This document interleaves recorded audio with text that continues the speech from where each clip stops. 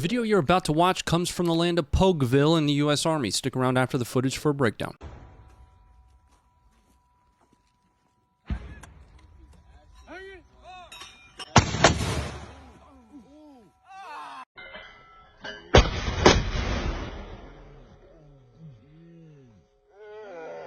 What you got here is a U.S. Army 101st Airborne training session in live fire range with 81mm mortar systems. Now, according to our team mortarman Will, once the main training objectives are met for the 11 Charlies, that's an infantry mortarman, they'll sometimes allow non-mortar types to drop a few rounds.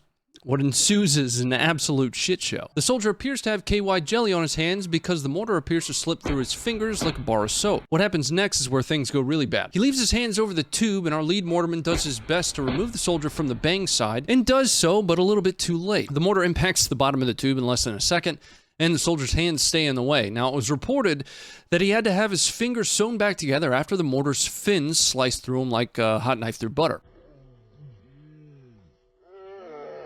While I can understand that some might argue that since he didn't have any training on the weapon system, that this situation is understandable. That's absolutely not the case, and this is coming direct from a mortarman on our team. There's nothing overly technical about the process of actually dropping the mortar rounds. We're not talking about the process of aiming or employing the weapon system in its entirety. We're talking about just dropping the mortar round into the tube. You drop it, and then you get the fuck out of the way. If you don't do both of those things, you're gonna have a bad time. There's a business end of any weapon system that you don't want to be in front of, regardless of which weapon system it is. Keep your hands and feet away from the front of the hate slinger at all times. Now, this guy had a bad time, and as the ultimate pogue myself, I'm gonna need you to represent us a little bit better, brother. This is a bucket list item of mine, and you're throwing. That's gonna be it for this episode. Hit the like, sub, bell, and stay informed.